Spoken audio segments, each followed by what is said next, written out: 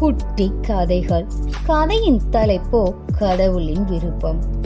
தோட்டம் ஒன்றில் ஒரு பெரிய மாமரம் ஒன்று இருந்தது. அந்த வீட்டு சிறுவன் மரத்தை சுற்றி விளையாடுவது வழக்கம்.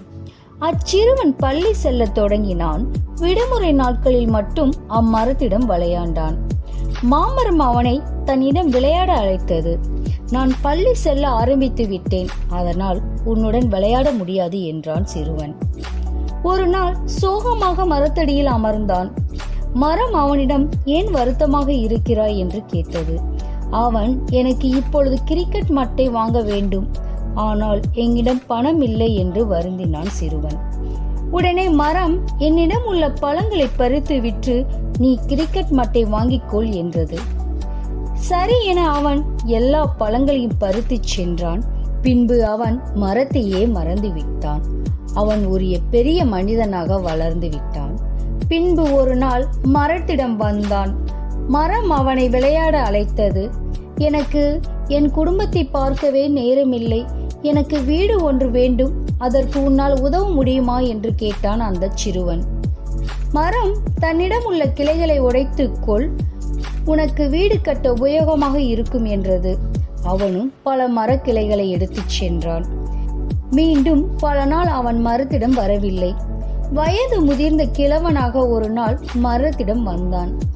மகிழ்ந்த மரம், இப்பொழுது முன்போல் என்னிடம் விளையாட முடியுமா என்று கேட்டது. என்றது, எனக்கு வயதாகிவிட்டது, என்னால் விளையாட முடியாது, ஆனால் எனக்கு உட்கார இணையான ஒரு சாய் நாற்காலி வேண்டும் என்றது. மரமும் தன் கிளையை ஒன்றை அவனிடம் கொடுத்து நாற்காலி செய்து கொள்ள சொன்னது. சிறிது காலம் கழித்து அவன் மீண்டும் வந்தான். இப்பொழுது மரம், எனக்கு வயதாகிவிட்டது, என்னிடம் இப்பொழுது பழங்கள் கூட கிடையாது என்றது மரம். என் வாழ்நாள் முழுவதும் உதவிய நீ, ஆனால் உன்னை பற்றி இதுவரை நான் நினைத்து கூட பார்க்கவில்லையே என்று வருந்தினான் அந்த சிறுவன். மரமே, அதற்கு வருத்தப்படாதே, யாரோ என்னை உன் தோட்டத்தில் செடியாக நட்டார்கள், நானே வளர்ந்து உனக்கு பலனளித்தேன். நீ ஒரு செடியை நடு, அது மரமாகி வேறு யாருக்காவது பலனளிக்கும், எங்கள் வம்சமும் வளரும் என்றது மரம்.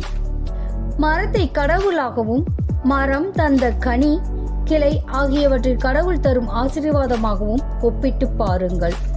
நாமே கடவுளிடம் ஆசீர்வாதங்களுக்காகவும் தேவைகளுக்காகவும் ஓடுகிறோம், ஆனால் கடவுளோ நம்மோடு உறவாட விரும்புகிறார், அதை இறுதி வரை நாம் புரிந்து கொள்வதில்லை என்றார்.